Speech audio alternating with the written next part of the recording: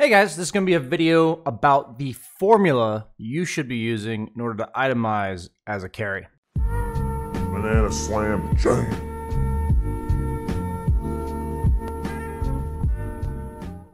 So before we get into the replays, let's break it down as an easy three-step process. When playing carry, your first item choice should accelerate your farm. Examples are Battle Fury, Midas, Maelstrom, Yasha, Radiance, and for even certain heroes, it can be items like Vanguard. Your second item should be dealing with survivability, which is items like Manta, Armlet, Hurricane Pike, BKB, even a Blink can be about survivability. And your third item should be about killing enemy heroes. These items can be damage items such as Deso and Daedalus. They can be lockdown items like Basher and Scotty. And they can also be mobility items like Shadowblade and Blink Dagger. This basic formula is going to help guide you guys through envisioning exactly how the Dota game flows and what you guys need to be thinking about at all stages when itemizing, and understanding how certain carries will kind of have their own take on this formula. So before we get started, I would like to give the disclaimer that I understand there are carries that rush killing items, such as Riki, maybe Ursa, that go for Diffusal. And I want you guys to understand that while I think this is absolutely fine on certain heroes, that if you want to reliably carry the game and get the highest net worth and scaling potential you can get, the formula I'm presenting to you should be treated as the rule. And the only time that you use heroes or that you build items that don't fit this is when you feel like it's not going to work, okay?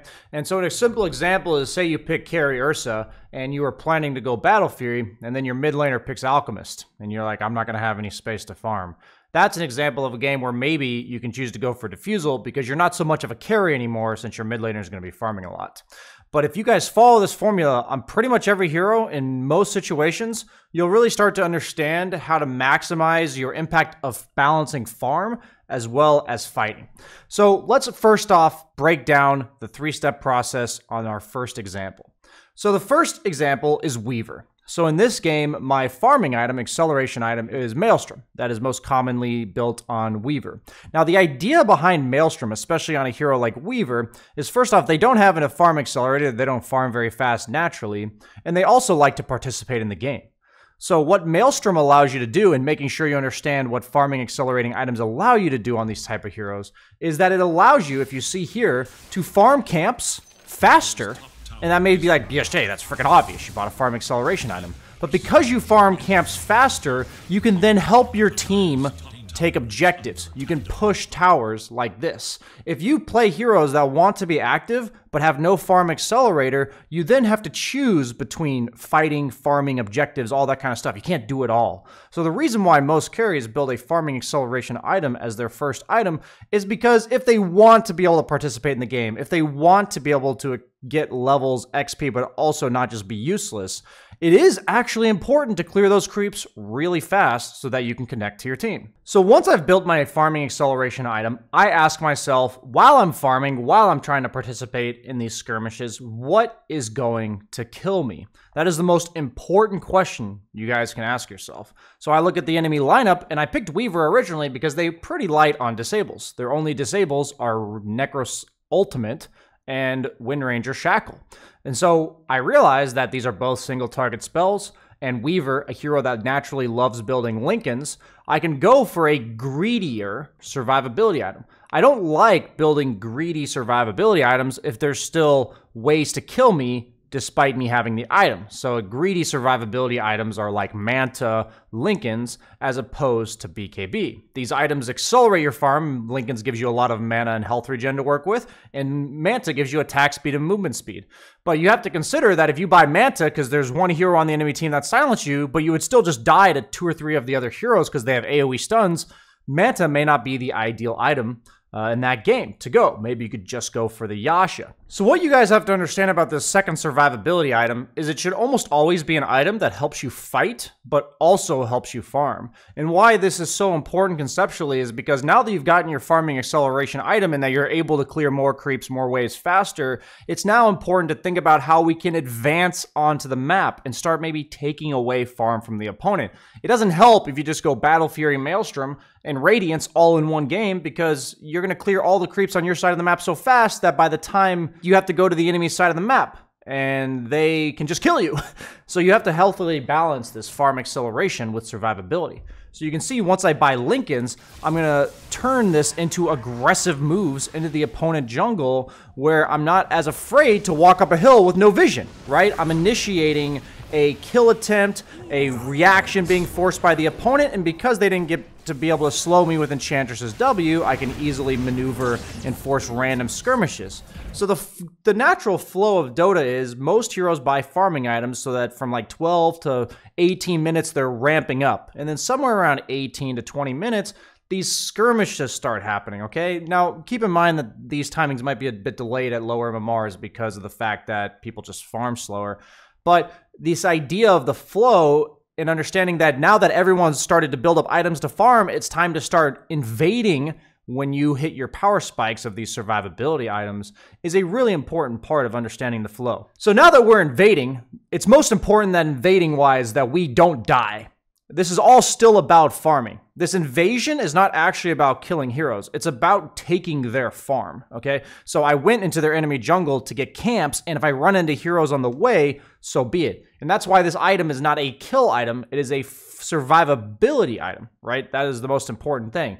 But now, once we feel like we're adequately survivable, we need to go for the kill item. We talked about all types of examples, but in this particular game, I have to look at the survivability of the enemy heroes. And I see a Wind Ranger, so I have to consider like MKB in order to pierce her Wind Run.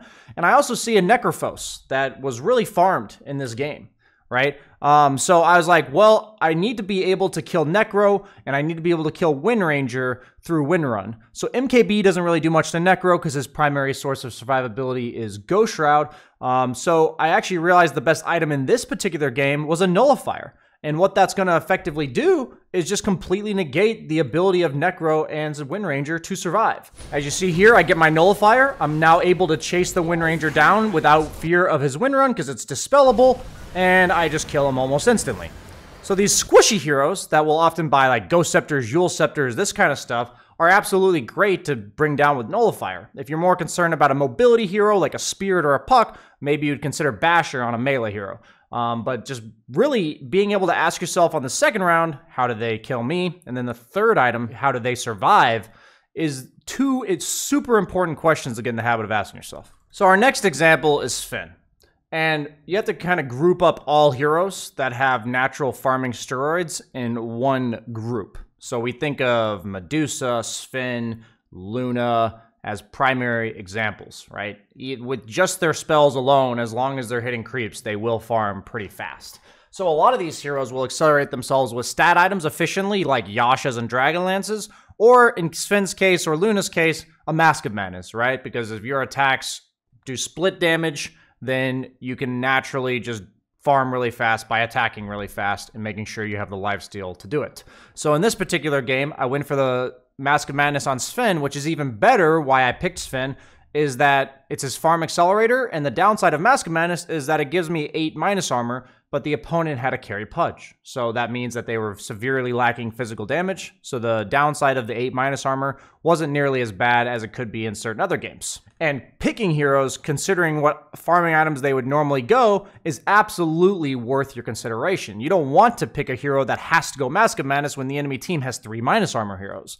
That's just going to completely make you go pop while you're trying to farm around the map. So in this particular game, we were losing pretty bad. If we were winning, when you buy cheap Mask of Madness type farming items, Yasha, Dragonlance, I would say it's perfectly fine to consider spending up to about 4 to 5k gold on items that you would consider farm accelerators. So don't go like Battle Fury Maelstrom, that's too much gold. Don't do Radiance plus another farming item. That's already in the 4 to 5k category. But if you're going like Maelstrom or Mask of Madness, you can consider getting a Yasha on top of it, right? Because that is something that also accelerates your farm. And I'm just telling you guys, based on the flow of the game, it's okay to invest about 4 to 5k gold maximum on farming items.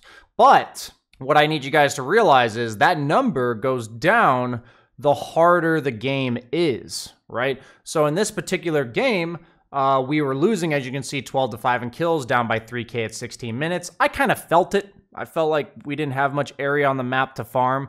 And so usually when you're losing, instead of trying to reach more area to farm by farming faster, you want to kill the people that are stopping you from farming. The number one limiting factor for farm is death. So in this game, since we're losing, and oftentimes when you are facing a lot of ways to die, Skywrath Mage, Void Spirit, Mars Arena, the best option is to kind of just buy a BKB. That is the all-encompassing item that will cover pretty much all of your bases. And so that's what I do here, is I go for the BKB, and I have to let you guys know that, you know, I made a video on BKB recently, that it is considered a farming and a fighting item. You know, just as I showed you in the Weaver game, if I have a BKB on Sven, I can farm further up on the map and be able to BKB TP out in situations where I would otherwise just die. So when I'm losing, I'm expecting to have to fight more, and I'm also expecting that the opponent will hunt me more. So I have to be able to get out if possible, and usually BKB is the most assured way to do so. So you guys are going to see here that even though it's 19 minutes in the game and we're down by 4K, I rushed my BKB, and that's going to allow me to fight with my team. And that is just such an important thing to be able to do if you can, you know, meaning like, you don't have to go fight with your team the second you get a BKB and you're losing the game, the second you get the survivability item and you're losing the game. But if your team's fighting near you and you have it, it's giving you options. And this whole formula is so about covering so many situations in Dota that you're prepared to capitalize on the right options, right?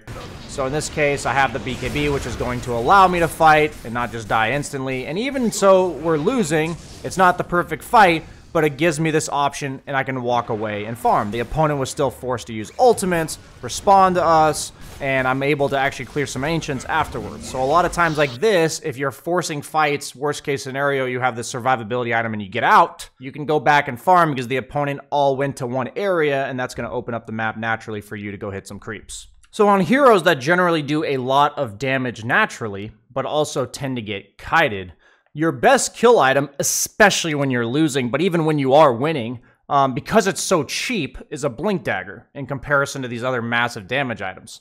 So on Sven, I know you see that I have a Crystallis here, but I actually built the Blink Dagger first.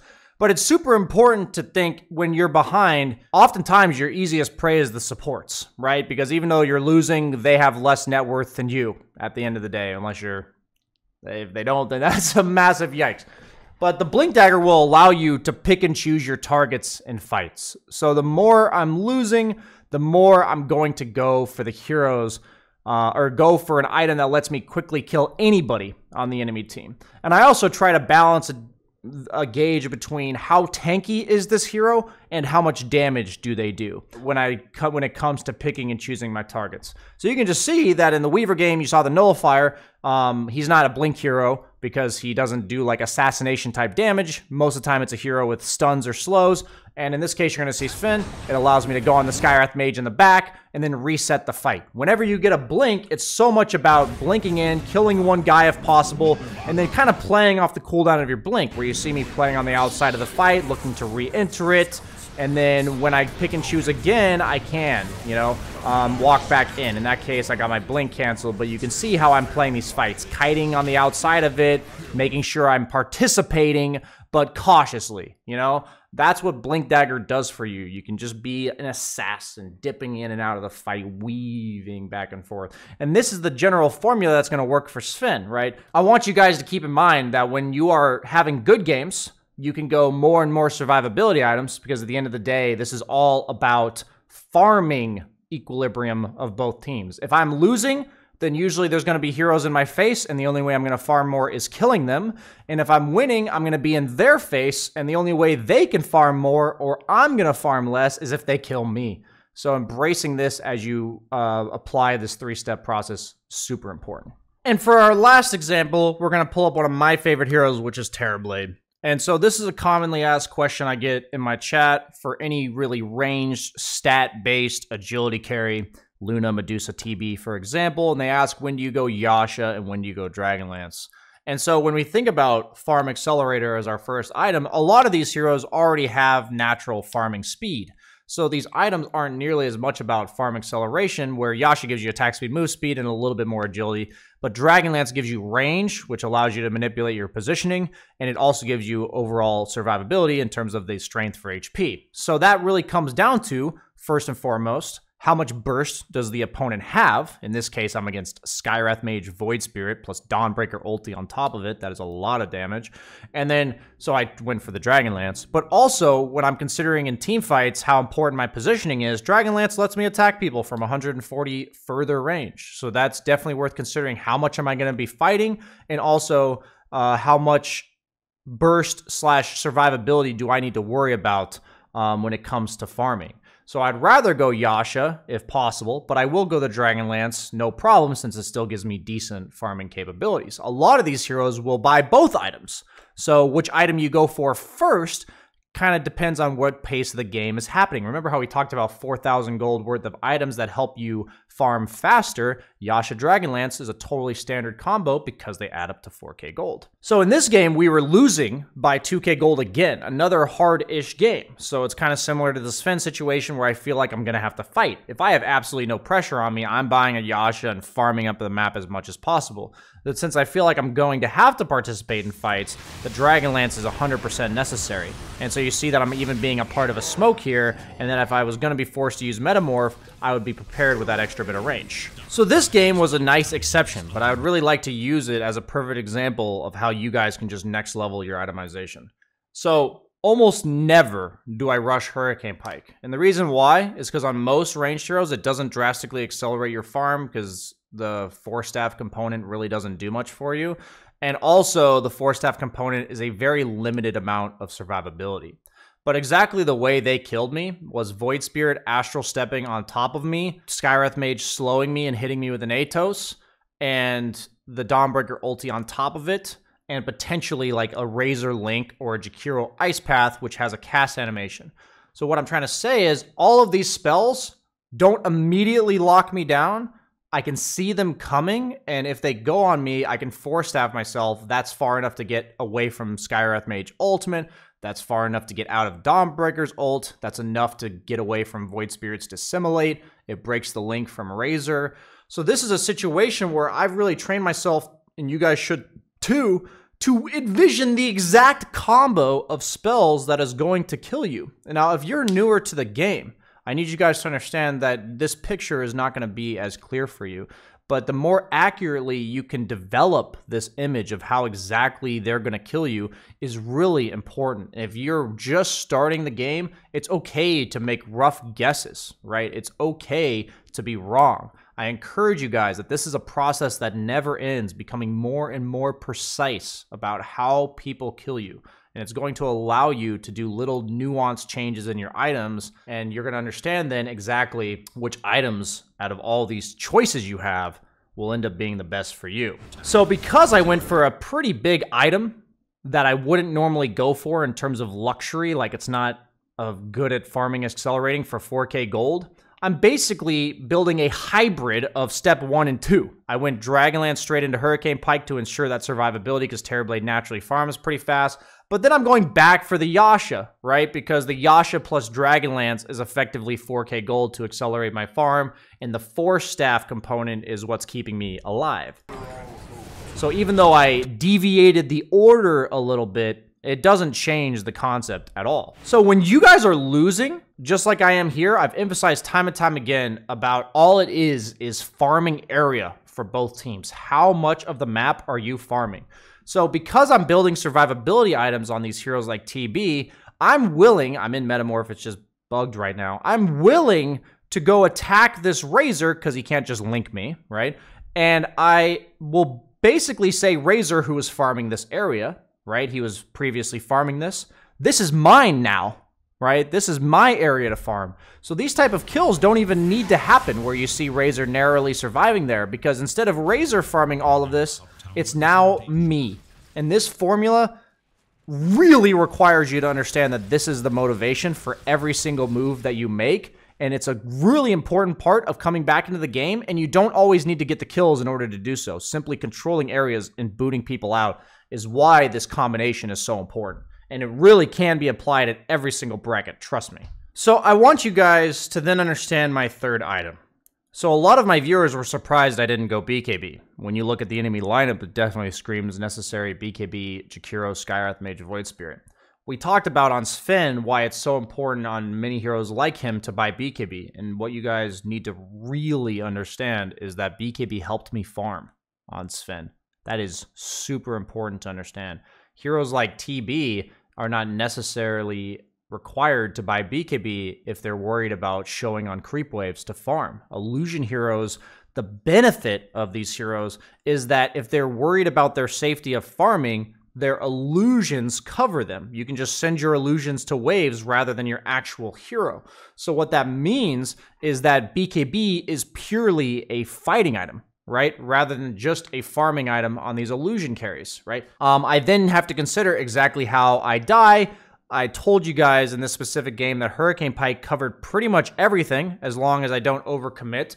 But it's also important to consider when we're balancing like the kill option and the survivability option that I have two saving supports, Wyvern and Dazzle. And I also have a Vlad's building Beastmaster. So I have a lot of things that keep me healthy and keep me alive. So BKB, it may not be as necessary in fights because of this. But if I have really aggressive supports, like a Lion and a Zeus as my two options, right? Then I know that my teammates are going to do a lot more damage, and I know that I need to kind of fend for myself in terms of making sure I live, and that means that I would be more likely to go BKB because I trust them to do more damage, and I just need to live.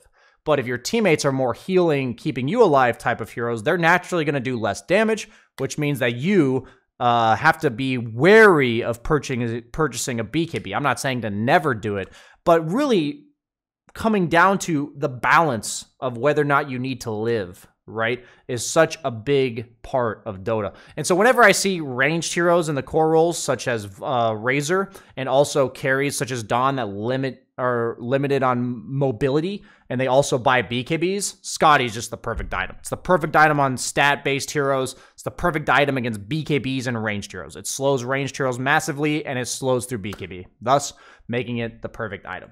So my natural progression of items, as you see here, is survivability, back for farming speed, and then killing, but it's also a little bit of a survivability item because I have safe supports. I can skimp out on the survivability and go straight for the kill. So I hope you guys enjoyed this video. You know, let me know what you guys think. Like, comment, subscribe. That's it for me. Bye.